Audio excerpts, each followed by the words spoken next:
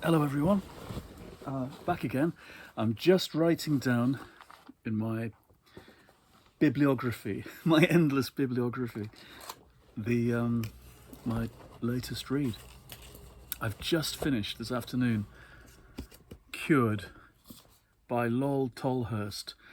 It's the tale of two imaginary boys. It's the story of the cure and Robert Smith and his best friend Lol Tollhurst, going back to the 70s and how the band gets together and becomes the alternative indie band, basically, and how they make these fantastic LPs and go on these exhausting tours in the 80s, and then how it all falls apart. It follows the usual arc of most rock biographies, in that you get the kind of rise to success. Well, it's the rise and fall, isn't it, of Ziggy Stardust.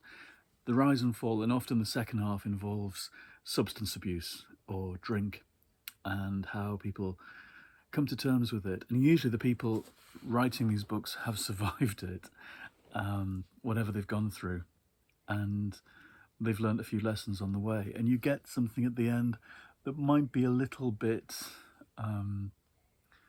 preachy, or it might be full of wisdom, depending on what the people have learnt.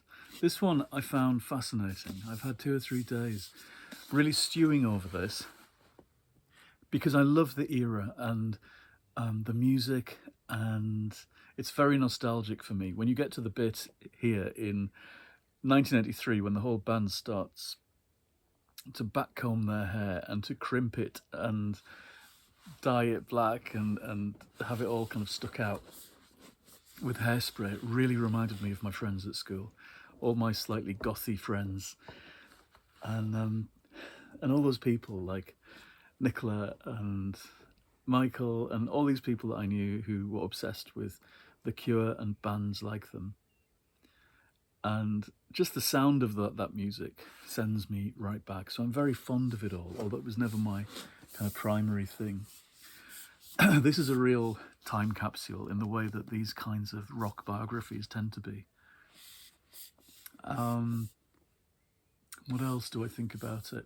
I think the actual stuff, the realizations he comes to in the last third about booze and giving up booze and forgiving people and realizing how much hurt he'd kind of suppressed through being drunk for much of the time that his band had been going, really rings true and struck a lot of chords and nerves with me. I found that kind of wounding and interesting, that just drink to anesthetize those kinds of feelings, that kind of anger and sense of abandonment. There's some very, very moving sections when he's on tour and the Cure are playing in a circus tent in Europe that they're on tour with, and his mother dies and he goes back to England, not quite in time to see her, and that's extremely touching. The other notable chapter, I think, is the 1976 summer drought chapter, where they're holed up in Robert Smith's parents' house while the parents are away, and they're rehearsing all the time and lying on the lawn, and I think usually getting drunk, and they're all teenagers, and that's when the band really comes together. All of that stuff is brilliant and really transports you to another time and place.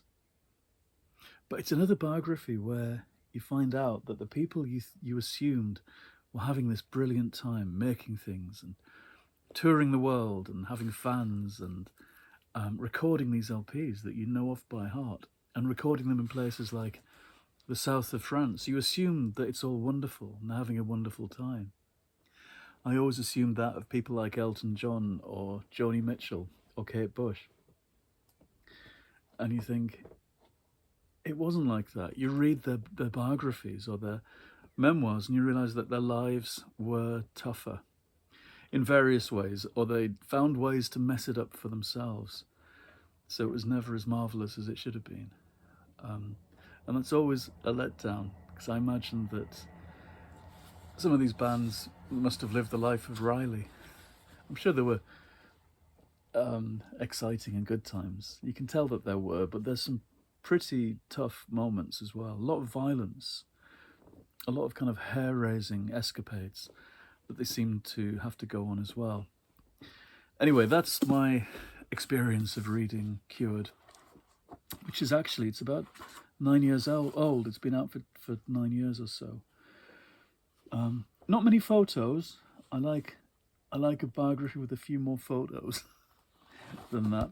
What it makes me want to do is watch some kind of documentary with lots of clips of videos and concerts and things and interviews. That's what I want to see now. But yeah, it was good. Following on the heels of, I don't know if I talked about the end of Faggots by Larry Kramer, this great 1978 gay novel. It's a classic that I've known about all this time and somehow never read, probably because it looked too long. I talked a bit about it last week, but the whole final section where you get to Fire Island and it takes on this kind of phantasmagorical Midsummer Night's Dream kind of atmosphere, a very profane version of Midsummer Night's Dream, I suppose that always was, with everybody arriving at the seaside for these summer days and summer nights of decadence and kind of slightly ritualistic, magical episodes. And our characters converge, and there's almost too many of them to keep a hang on, really, as they crisscross and do worse than crisscross each other's paths. I finished this thinking, what an achievement. And what a polemical book. It's not just a kind of thick 70s bonkbuster that goes behind the scenes of a slice of life that people don't necessarily know about. It wasn't presenting the bacchanalia of the gay scene to a straight audience and going, look, how shocking, as the blurb on the front makes it seem. It's more than that. It's very polemical in all sorts of ways. There was a moment toward the very end when various people are having epiphanies about this life that they've invented for themselves, this gay life amongst this whole tribe. And I forget which character it is, but essentially it's about learning to grow up. Our lead character, our kind of main hero, turns 40 right at the end of the book. And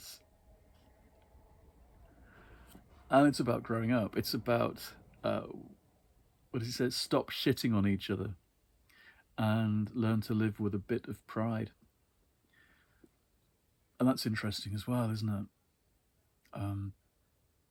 The way that minorities can become backstabby and become like a closed circuit, and their self-loathing, our self-loathing, can be something that we punish ourselves with. And, we know that we do this and it's our own worst instincts, but it leads us to treat each other badly sometimes, like rats in a sack. That's terrible. That's a terrible image. But we can when you feel marginalized, it's easy to turn on each other. And that's really interesting. We've got to learn to stop shitting on each other and look after each other and develop a bit of pride. And he really is talking about a generation and a movement maturing and learning to look after itself and not just take drugs and run about. I think probably every generation has to learn to start looking after itself. There's a curious parallel coming out in these two books, actually, about tending to that wounded part of oneself that can be all too often coped with through the kind of terrible self-medication of booze and drugs and flinging oneself upon whatever hedonistic scene is around. That's interesting. An interesting theme to mull over. I shall stop there. I don't know what I'm reading next. It might be the octopus book. I don't know. I might read something lighter. These have been quite heavy reads to dwell upon. I'll see. Something from the mystery book bag, though. I hope you're all well, and I wonder if you could hear Socks shouting just then. I've disturbed his rest. He's been on my chair all afternoon, and my starting this video has sent him off crossly. Usually he likes listening. Okay, goodbye everyone, and I hope you're all keeping well. See you soon.